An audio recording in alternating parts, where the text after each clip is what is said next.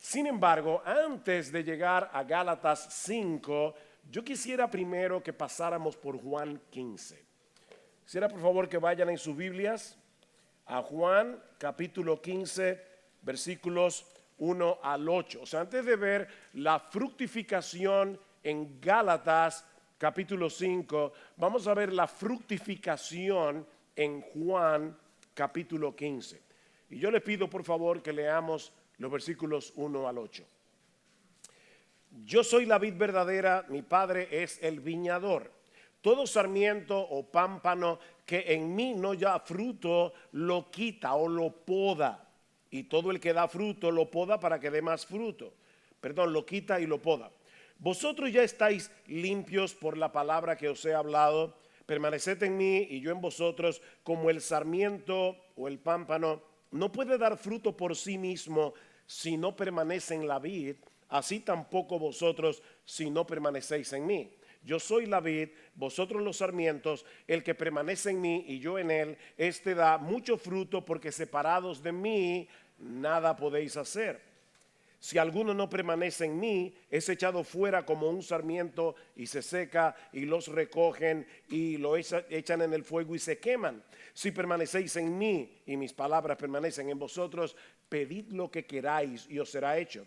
En esto es glorificado mi Padre, en que deis mucho fruto y así probéis que sois mis discípulos. Este pasaje se encuentra en el discurso del aposento alto. Ahí están registradas las últimas palabras del Señor Jesucristo antes de su arresto, antes de su muerte en la cruz. Ya Jesús les ha dicho a los discípulos que Él va a ser traicionado por uno de los suyos. Ya les ha dicho que pronto vendría una separación entre ellos y Él. Sin embargo, Él no pretende dejarlos solos y desamparados. ¿Qué iba a hacer Jesús antes de ascender a los cielos? ¿Iba a dejar solo a los discípulos? ¿Qué iba a hacer Jesús?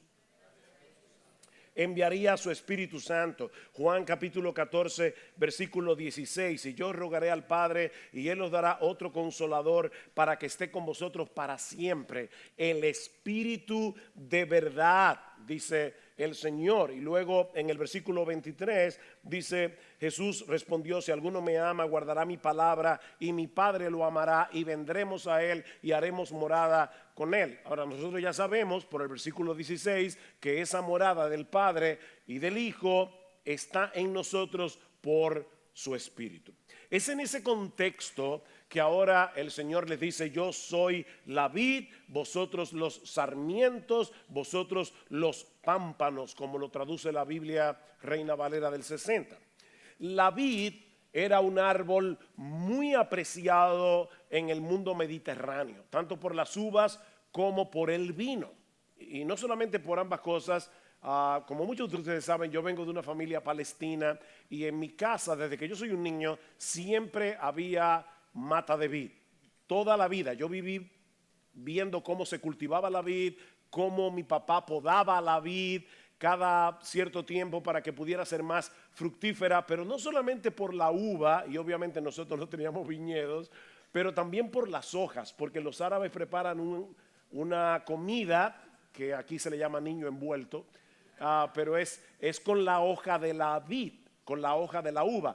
Ahora, excepto para dar uvas, para hacer vino y para comer niño envuelto, la vid no sirve para nada más.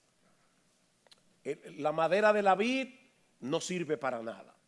O sea, solamente este árbol sirve para dar fruto. Y en el Antiguo Testamento, la vid era un símbolo ¿de qué? De la nación de Israel. Lo vemos en Salmos capítulo 80, versículos 8 al 9. Dice que Dios tomó una vid de Egipto y la plantó en Canaán. Lo vemos en Isaías capítulo 5, versículos 1 al 7, donde Dios dice: yo hice por mi viña todo lo que se podía hacer por mi viña. Sin embargo, en vez de producir uvas buenas, dio produjo uvas silvestres. Los vemos también en Jeremías capítulo 2 versículo 21, en Oseas capítulo 11 versículo 1. Israel como nación no dio el fruto que se esperaba de ella. Pero ahora llega Jesús. Y unas pocas horas antes de su muerte, Él dice de sí mismo: yo soy la vid verdadera. No en contraposición a la vid falsa. Esa no es la idea. Sino más bien, Israel como vid no era más que una sombra de mí. Yo soy el verdadero Israel. ¿Recuerdan Gálatas capítulo 3, donde dice Pablo, que la promesa que Dios le dio a Abraham, se la dio a Abraham y a su simiente? Dice, no a sus simientes como si hablase de muchos, sino y a su simiente, la cual es Cristo. Así que Cristo es el verdadero Israel. Eso es lo que Jesús está diciendo cuando dice: yo soy la vid verdadera. De manera que todos esos frutos que Israel no pudo producir como nación, porque fue una nación infiel a Dios, ahora Jesús va a producir esos frutos a través de sus discípulos. Yo soy la vid verdadera, ustedes son los sarmientos y han sido escogidos por mi Padre para llevar mucho fruto. Ahora bien, mis hermanos, ¿de qué fruto es que Jesús está hablando aquí? El Padre los escogió, los conectó a mí como el pámpano a la vid para que ustedes puedan llevar mucho fruto. ¿Cuál es ese fruto? Bueno, algunos piensan que ese fruto es ganar almas para Cristo. Ay, le prediqué el evangelio a una persona, se convirtió, tengo un fruto. Otros piensan que es discipular a los nuevos creyentes. Otros piensan que es todo lo que nosotros hacemos en nuestro servicio al Señor, es poner nuestros dones en operación en el cuerpo de Cristo. Ahora bien, lo cierto es que en Juan capítulo 15, Jesús no nos dice cuál es el fruto. Y yo no creo que sea todo lo anterior. Yo creo que es parte del fruto, pero no es esencialmente el fruto. Sin embargo, en nuestro texto hay dos pistas para saber de qué fruto está hablando el Señor aquí. Vean el versículo 8 otra vez. En esto es glorificado mi Padre, en que deis mucho fruto y así probéis que sois mis discípulos. Cristo está diciendo, primero, que este fruto es la evidencia de que somos cristianos. Y en segundo lugar, que es a través de ese fruto que el Padre es glorificado. Entonces, ¿cómo es glorificado el Padre? Ahora yo les pido que vayan conmigo a Juan 14. Juan capítulo 14, versículos 12 al 14. Recuerden, hermano, que esto es un taller. Voy con calma. Dice el Señor: en verdad os digo, el que cree en mí, las obras que yo hago, él las hará también, y aún mayores que estas hará, porque yo voy al Padre. Y todo lo que pidáis en mi nombre, lo haré para que el Padre sea glorificado en el Hijo. Ahí está la idea otra vez. Cuando ustedes dan frutos, glorifican a mi Padre. Y ahora dice aquí: pidan en mi nombre y yo lo haré para que el Padre sea glorificado en el Hijo. Si me pedís algo en mi nombre, yo lo haré. Noten, hermanos, algo muy importante. Yo suelo decirle a nuestra iglesia: la bendición está en la gramática. A veces nosotros leemos textos muy rápido y perdemos ciertos detalles. Noten que Cristo no está diciendo: todo lo que ustedes le pidan al Padre en oración, Él les va a dar las fuerzas para hacerlo. ¿Eso es lo que el texto dice? ¿Qué es lo que el texto dice? ¿Pero quién es que lo va a hacer? El Hijo. El Padre solo es glorificado en el Hijo. Así que lo que el Señor promete en este texto es que todo lo que le pidamos al Padre en su nombre, conforme a su voluntad, el mismo Jesús lo va a hacer a través de nosotros para que el Padre sea glorificado en el Hijo. Ese punto es importante. Mis hermanos, la razón por la que nuestras vidas pueden traer gloria al Padre es por el hecho de que Jesús mora en nosotros y obra a través de nosotros, porque estamos unidos a Él como el pámpano está unido a la vid. Noten el capítulo 14, versículo 20. En ese día conoceréis que yo estoy en mi Padre y vosotros en mí y yo en vosotros. ¿Ven la conexión? Yo estoy en el Padre, ustedes en mí, yo en vosotros. Hay una unidad entre los creyentes y Cristo, y es por causa de esa unidad que ahora nosotros podemos glorificar al Padre. Podemos dar frutos para la gloria de Dios porque hemos sido unidos a Cristo por la fe desde el momento mismo de la conversión. La vida de Jesús fluye a través de nuestra vida. Lo que nos lleva a la segunda pista que nos da el texto para saber de qué fruto es que Jesús está hablando aquí. Y es la metáfora misma. ¿Cuál es la metáfora? Yo soy la vid, ustedes son los pámpanos o los sarmientos. Entonces, ¿cuál es el fruto? Nosotros somos el fruto. Ok, déjeme una pregunta de horticultura. Muy simple. ¿Qué fruto da la mata de mango? Wow, qué inteligente. Ok. ¿Qué fruto da la vid? Uvas. Si Jesús es la vid, entonces ¿cuál es el fruto? El fruto es Jesús. El fruto, mis hermanos, es Cristo mismo. Alguien lo ha definido de esta manera. Esta frase, grábensela en la mente y en el corazón. Es la vida de Jesús en mí siendo vivida y manifestada a través de mí. Eso es lo que glorifica al Padre. Ese es el fruto que da un verdadero creyente. Que Jesús está siendo reproducido en nosotros. Nosotros estamos siendo conformados al carácter de Jesús. Y mientras más se ve Jesús en nosotros, más gloria recibe el Padre. Esa es la idea. Así que el fruto sí puede ser predicar el Evangelio, pero por el poder que Jesús te da para hacerlo. Sí puede ser hacer discípulos por el poder que Jesús te da para hacerlo. Sí es servir a los hermanos porque Jesús te da poder para servir y te da amor para servir. Pero al final de cuentas el que se lleva la gloria es Jesús, no tú. Y a través de Jesús el Padre. Así que el fruto, mis hermanos, es Jesús.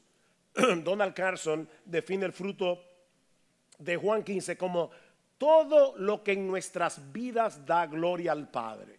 Pero luego dice, es la intimidad que disfrutamos con Jesucristo como la unión de la vid y los pámpanos lo que genera semejante productividad.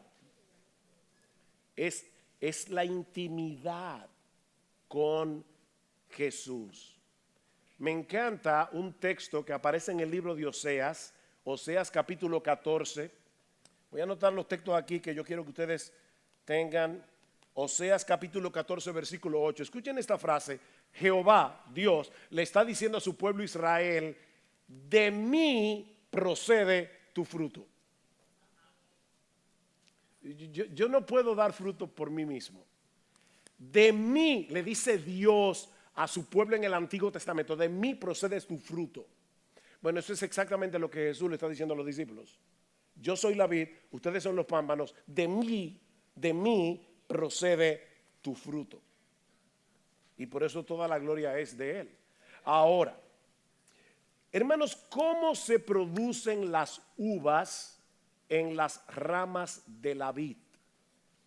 es que la rama se concentra y dice, voy a producir un racimo, voy a producir un racimo. Y así es, ¿verdad? No, no. ¿Saben cuántos racimos de uva puede producir una rama? Ninguno.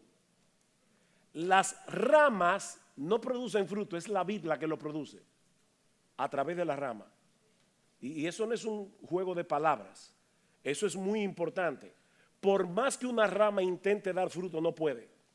Pero al estar conectada a la vid, que recuerden que es Jesús, la savia que fluye a través del tronco hace que produzca uvas porque es un árbol de vid. Así que la forma como nosotros producimos frutos es porque estamos unidos a Jesús. Ahora, si eso es así, es Jesús viviendo su vida a través de nosotros, ¿qué responsabilidad tenemos nosotros? Esto es quédate pasivo y deja que Jesús fructifique, o hay alguna responsabilidad en ti y en mí. Están afinados ustedes.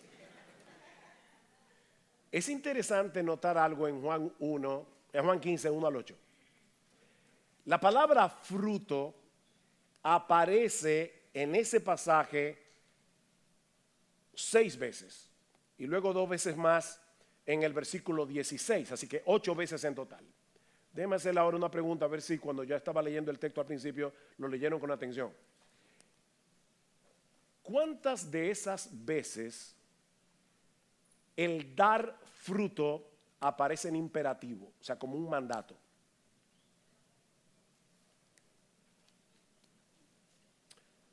O sea, ¿cuántas veces Jesús le dice a los discípulos, den fruto? Ninguna. Ni una sola vez. Hermanos, no hay un solo mandamiento en todo este pasaje dirigido al creyente para que produzca frutos. O sea, Jesús no llamó a los discípulos esa noche y le dijo, miren, mañana voy a ser crucificado, luego yo voy a ascender a los cielos, ahora ustedes tienen la responsabilidad de hacer todo vuestro esfuerzo por producir fruto. No. En todo ese pasaje hay un solo mandamiento. Y esa es la clave, mis hermanos, para una vida fructífera. Hay un solo mandamiento y no es den fruto. ¿Cuál es ese mandamiento? Permanezcan en mí. ¿Ven? De hecho, la palabra permanecer aparece 15 veces en Juan capítulo 15, versículo 1 al 8. 15 veces. Así que, hermanos, el foco de nuestras vidas cristianas es permanecer en Jesús, porque separados de Él nada podemos hacer. Ahora, ¿eso qué significa en la práctica? Porque yo le decía a mi esposa cuando salíamos para acá, esa idea de permanecer en Jesús suena tan mística, suena tan abstracta, y yo quisiera, mis hermanos amados, que ustedes salgan de aquí sabiendo qué es lo que tienen que hacer. Permanezcan en Jesús. ¿Qué significa eso? Bueno, de una manera bien simple, permanecer en Jesús no es otra cosa que mantenernos en comunión con Él y en dependencia de Él cada momento de cada día. Permanece en Jesús. Permanecer en comunión con Él y en dependencia de Él cada momento de cada día. Recuerden, todo creyente se encuentran unidos a Cristo por la fe, con una unión indisoluble. Pero una cosa es estar unido a Cristo posicionalmente y otra muy distinta, mantenernos cerca de Él en una forma experimental en cada momento. Hace un momento dijimos que en noviembre pasado mi esposa y yo cumplimos 41 años de casados. Eso quiere decir que hace 41 años ella y yo vinimos a ser una sola carne por el vínculo del matrimonio. Estamos posicionalmente unidos el uno al otro como si nuestras vidas se hubiesen fundido en una sola.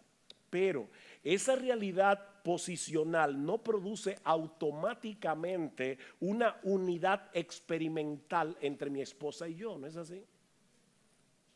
ambos tenemos la responsabilidad en la práctica de que esa unidad se fortalezca a través de una buena comunicación, a través de acciones intencionales que nos conecten el uno al otro. Bueno, eso es precisamente lo que Jesús está diciendo a sus discípulos en este pasaje. Manténganse cerca de mí, pongan todos sus afectos primariamente en mí, no se desconecten de mí mientras se envuelven en las cosas cotidianas del día a día. Permanezcan en mí. Permanecer en Cristo es estar apercibidos de su presencia en nuestras vidas y en una forma intencional mantener una comunión cercana con Él a través de la palabra y a través de la oración. Noten los versículos 7, 9 y 11. Si permanecéis en mí y mis palabras permanecen en vosotros, pedid lo que queráis y os será hecho. Ven, la palabra y la oración. Versículo 9. Como el Padre me ha amado, así también yo os he amado. Permaneced en mi amor. Si guardáis mis mandamientos, permaneceréis en mi amor, así como yo he guardado los mandamientos de mi Padre y permanezco en su amor. Estas cosas os he hablado para que mi gozo esté en vosotros y vuestro gozo sea perfecto. Ven, la palabra, la oración, la palabra, la oración. Permanecer en Jesús es permanecer en su palabra. Permanecer en Jesús es permanecer en comunión con Él a través de la oración. Dice Sinclair Ferguson, yo voy a explicar un poco más cuando lleguemos a Gálatas, pero dice Sinclair Ferguson, la manera de permanecer en Él es dejando que su palabra permanezca en nosotros. ¿Qué dice Colosenses capítulo 3 versículo 16? La palabra de Cristo more en abundancia. La palabra de Cristo ¿es un visitante en tu vida o es un habitante? ¿Es un visitante o es un habitante? Porque Cristo dice que la palabra de Cristo, dice Pablo, perdón, no Cristo, que la palabra de Cristo more en abundancia en vosotros. Sigue diciendo Sinclair Ferguson, oigan esto, no dejes ninguna habitación de tu vida cerrada, ninguna puerta de armario cerrada donde no penetre la luz de su palabra. Deja que su luz alumbre tu mente, deja que traiga luz a tu mente, deja que encienda tus afectos por Cristo, deja que esa palabra someta tu voluntad a la suya. Así estás permaneciendo en Cristo. Sigue diciendo Ferguson, la palabra de Cristo es el instrumento de Cristo usado por el Espíritu de Cristo para nutrir nuestra unión con Cristo y transformarnos a la imagen de Cristo. No hay atajo aquí. La palabra de Cristo es el instrumento de Cristo usado por el Espíritu de Cristo para nutrir nuestra unión con Cristo y transformarnos a la imagen de Cristo. Solo la palabra puede hacer eso. Y esta tarde, cuando vengamos a la plenaria sobre la iluminación del Espíritu, vamos a ver un poco más de eso. Así que mantenerse en comunión con Cristo por medio de la oración y la palabra es lo que produce en nosotros el fruto de una vida que es cada vez más semejante a la vida de Jesús. Esa es la enseñanza de Juan 15. Hasta aquí, mis hermanos. ¿Hay alguna pregunta?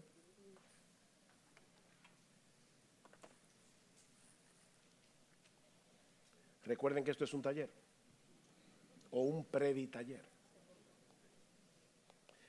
Bien, vamos entonces a Gálatas, capítulo 5, versículo 16 al 25. Gálatas capítulo, eso es un 5, aunque usted no lo crea. Versículos, ahora está peor.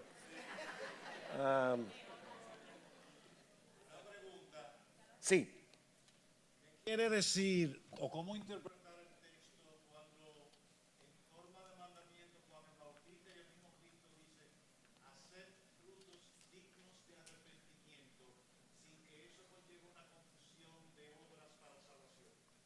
Ahí está hablando de la conversión, no de la vida del creyente. Y lo que está diciendo Juan es lo siguiente: no digas que tú te estás arrepentido de tus pecados si tu vida no manifiesta los frutos que son dignos de una vida arrepentida.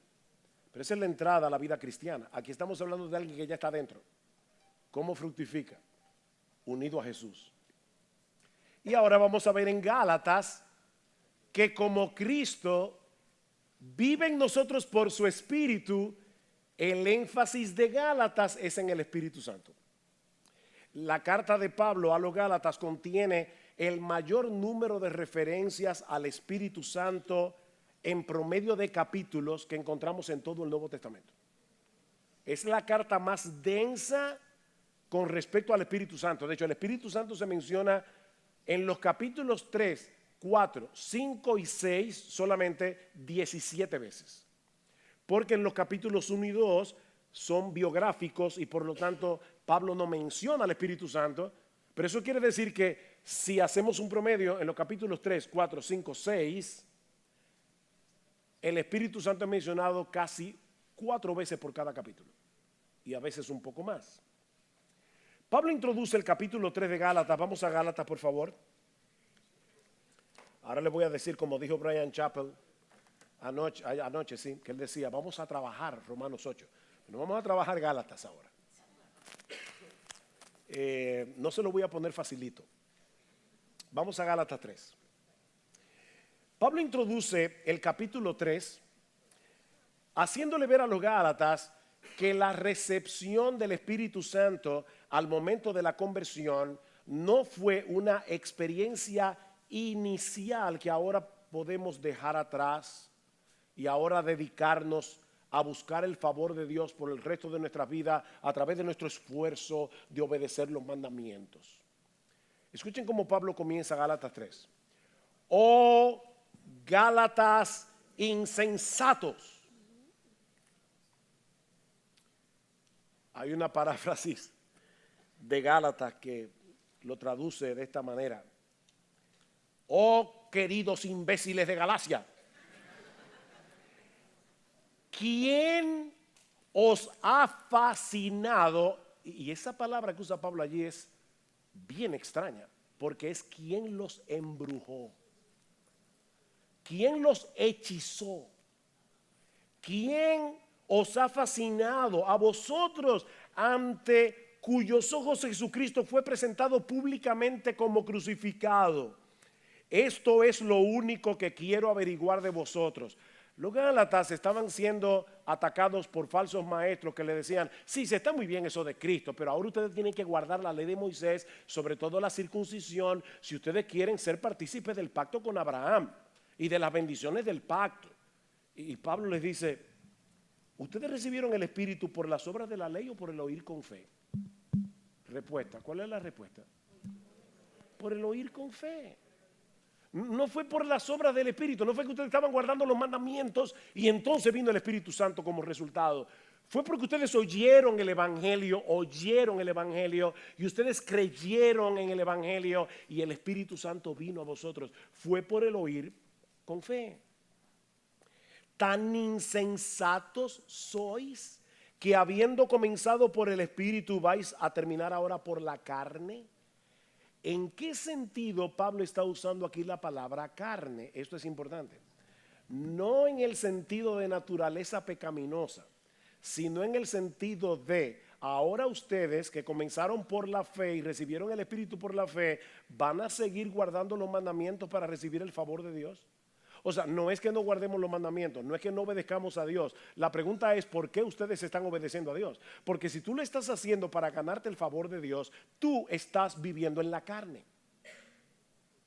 Estás viviendo en la carne. Nosotros obedecemos a Dios no para ser favorecidos por Dios, sino porque ya fuimos favorecidos por Él, solo por Cristo, solo por gracia, solo por medio de la fe. Esto es sumamente importante.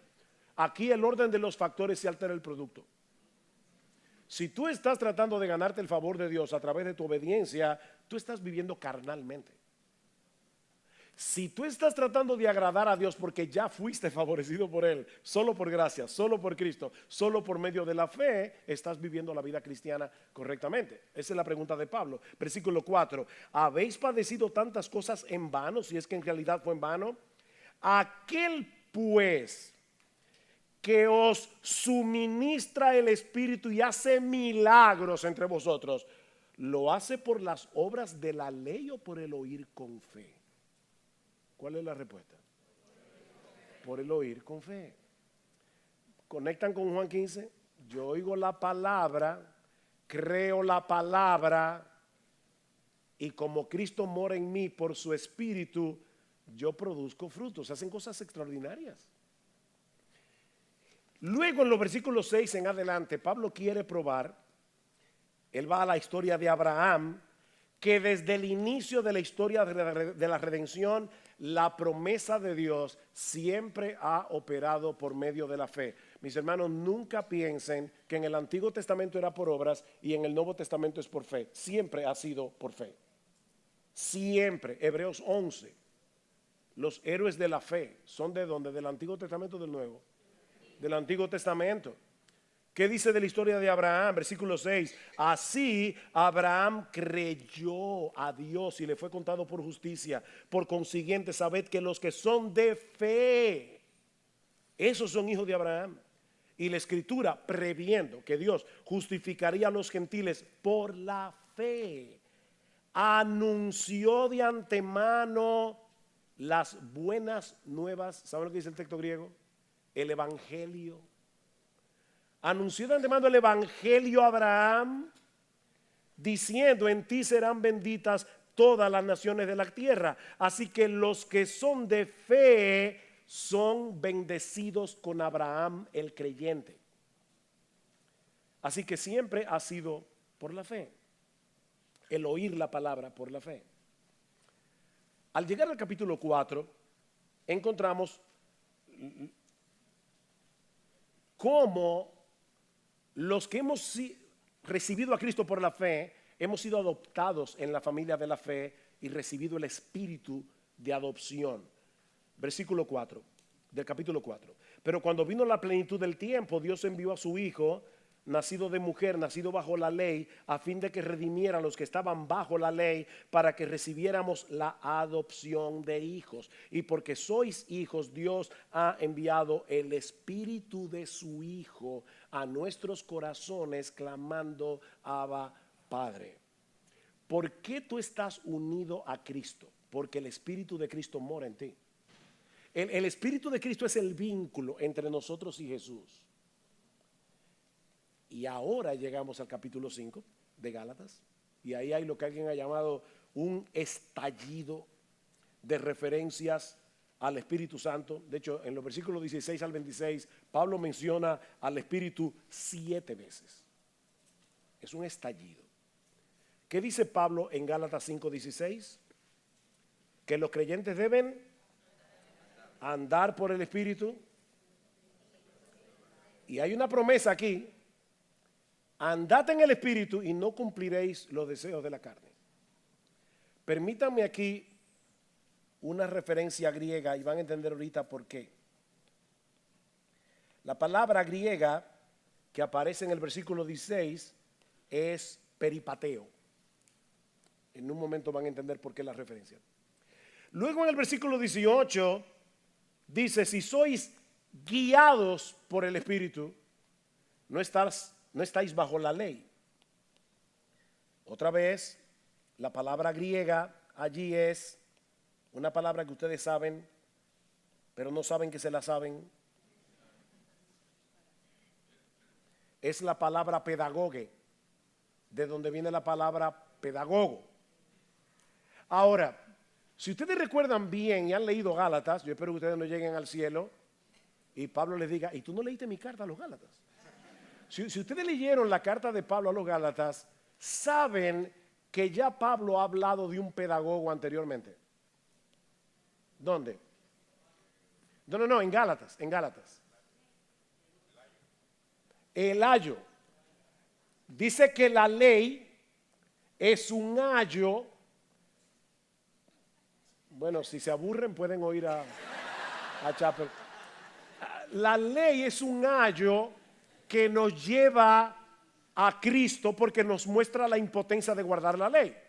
La palabra ayo es la misma palabra de Gálatas 5, pedagogo. Así que Pablo está diciendo, la ley antes de ustedes ser cristianos era su pedagogo. Eso viene de paidos ago, que significa uno que guía a un niño, ¿verdad? Entonces, la ley era nuestro pedagogo cuando éramos cristianos y nos guió hacia Cristo. Pero una vez que somos cristianos, ahora tenemos otro pedagogo. Y ese pedagogo se llama el Espíritu Santo. Ahora, otra vez, yo le decía de nuevo a mi esposa, así como la idea de permanecer en Cristo puede sonar muy mística y abstracta, eso de andar en el Espíritu, ser guiado por el Espíritu. Y luego en el versículo 25 dice vivir por el Espíritu. ¿Qué significa eso? Aquí es donde es importante esta palabrita peripateo. Hay tres grandes filósofos griegos que son Sócrates, Platón y Aristóteles. Si quieren un recurso mnemotécnico, piensen en un spa. Sócrates, Platón y Aristóteles. La escuela que fundó Aristóteles en Atenas, él le llamó el Liceo. Pero la escuela vino a ser conocida como la escuela que no puede ser. Me quedan 15 minutos. Bueno, abróchense los cinturones. Vamos rápido. La escuela peripatética le llamaban a la escuela de Atenas. ¿Por qué? Porque la palabra peripateuo en griego lo que significa es caminar detrás de alguien o caminar en una dirección particular. Aristóteles no enseñaba en un aula como esta, sino que él iba caminando a través del liceo, todos los discípulos iban detrás y Aristóteles les iba enseñando, y es por eso que se llamaba la escuela peripatética. Bueno, cuando Pablo dice aquí, andad en el Espíritu, ¿qué es lo que está diciendo? Que nosotros debemos tomar, les dije que se apretaran los cinturones, yo ahora estaba hablando despacio, pero yo antes era conocido como la boca más rápida del oeste.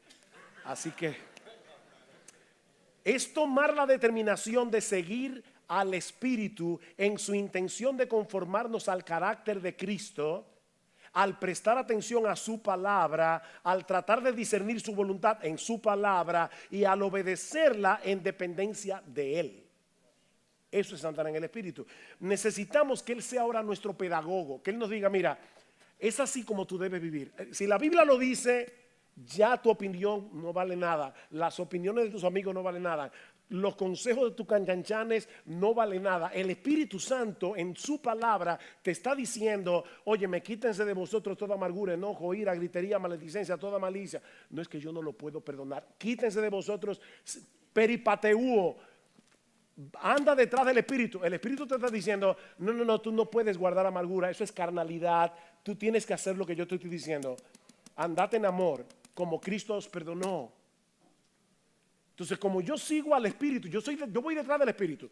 Eso quiere decir que la palabra va delante de mí. Yo voy siguiendo la palabra. Eso es, no hay nada místico aquí, hermano. No es esperar un rayo del cielo. No, es que la Biblia vaya delante de ti, porque esta palabra la inspiró el Espíritu Santo.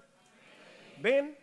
Así que andad peripateuo detrás del Espíritu. Sigue al Espíritu. Que Él sea tu pedagogo a través de su palabra.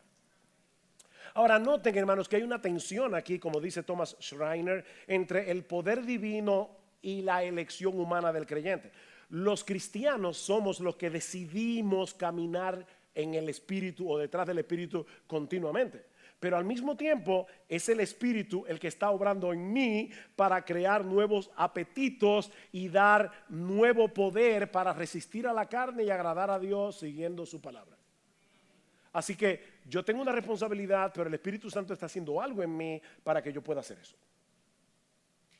Tenemos que aprender a vivir. Heart pounding drums, sinful ignite. Classical flourishes, paint a vibrant light. Indie rock guitars scream with pure delight. Let's break the mold, this is our electric night. Neon dreamscapes bathed in stardust glow, boundaries blurring, a genre overthrow, lost in the rhythm where possibilities flow. The symphony of chaos sets our spirits aglow.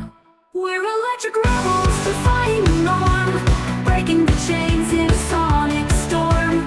Sentient whispers morph into a battle cry. This is our revolution, soaring to the sky.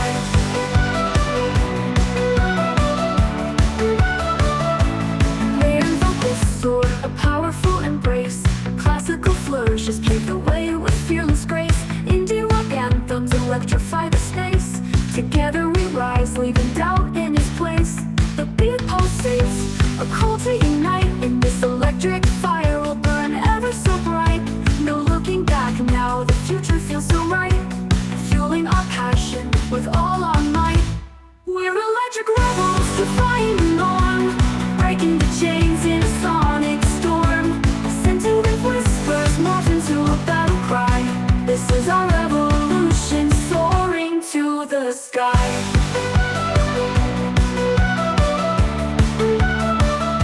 No walls can hold us, no limits can bind. United by music, a new world we'll find. Let the sparks ignite, let our spirits unwind. This is electric legacy, forever entwined. We're electric rebels defying the norm, breaking the chains in a sonic storm. Sentient whispers morph into a battle cry. This is our revolution, soaring to the sky. We're electric rebels, defying through the norm, breaking the chains in a sonic storm. Sentient whispers morph into a battle cry. This is our revolution, soaring to the sky.